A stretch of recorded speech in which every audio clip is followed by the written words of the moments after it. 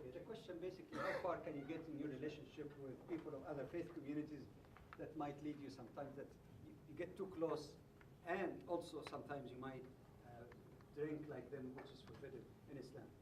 I think that would be a good concluding question because I understand you finish at 9. Because I'm going to say something controversial for some. And recently I made that statement in Australia, and just a couple of weeks ago in a conference in Kuwait, I mentioned that, and at the beginning, first, some people got a little uptight. Some even scholars were wondering. What I said is that some of the ideas that are commonly spread among some Muslims, that it is religious to hate, or at least not to love a person from other faith communities, and sometimes there is misunderstanding of some ayat in the Quran or concept. They say this is against wala and bara, to the point that some people would go as far as saying that hating a non-Muslim gets you closer to God. And I think there's a huge mix-up here between a number of things. Hating, if you love someone who's not a Muslim because of his rejection of Allah, then that's a more serious one. To love him because of his kufr.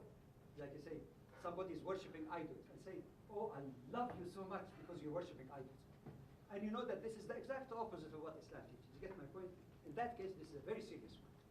Secondly, as Ibn al-Qayyim actually said, you could love a person also, if you love a person because of his disobedience to Allah. So somebody is imbibing drinks day in and day out, bottle in and bottle out, barrel in and barrel out, and you say, I love you because of your drink. And you know it's haram in Islam. In that case, you're still a Muslim, but you're committing a major sin.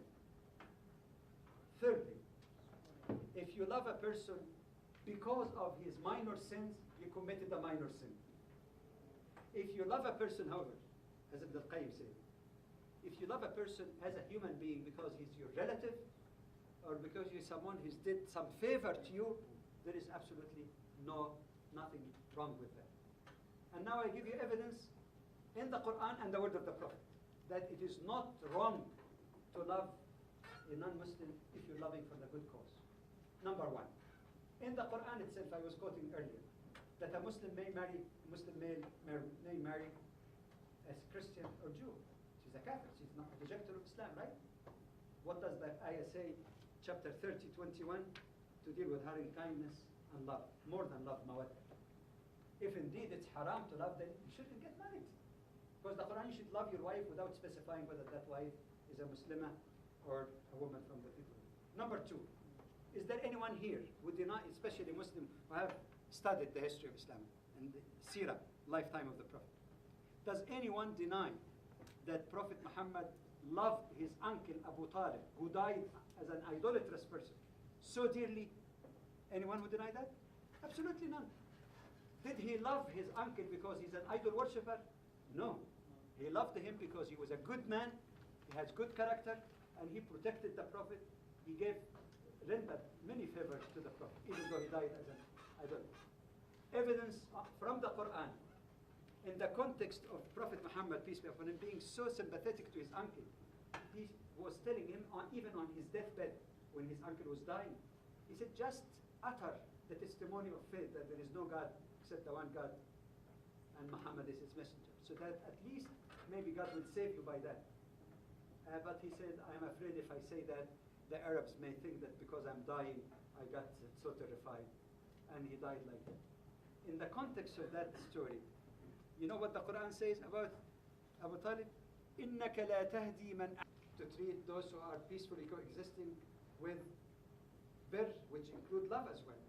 So it is a myth that some people mix these various forms of love and say that is disbelief to love a person. You can love a person for their qualities, for goodness, because they give you, because they're relatives. There's no harm at all in that, so long as your faith is firm. But of course, the question of being under pressure to do wrong, major sin like drinking and all of that, then one can restrain himself. And by the way, not everybody who's not a Muslim drinks. There are people who drink something other than Bloody Mary.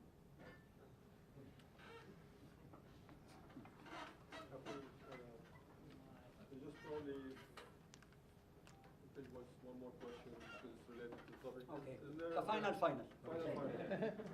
That there is a common myth that the current situation of Muslims is due to their wrong preachings. Is this reason why Muslims are suffering now? There are cases, of course, where there is wrong preaching. But again, we should avoid stereotyping. There are lots of scholars all over the Muslim world who are carrying the message of just balance. I don't want to use the moderation because the term moderation has assumed some political meaning.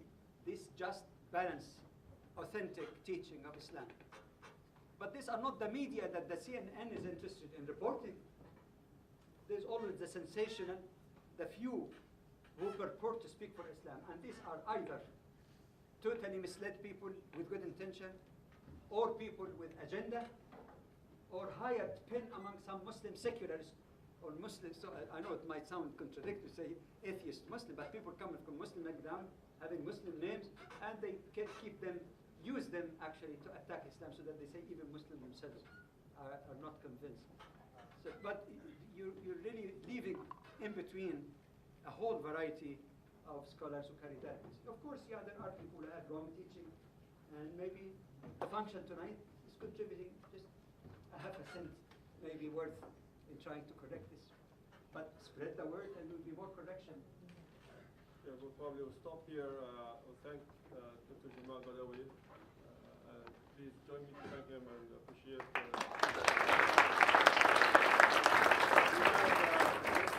We have refreshments outside. You can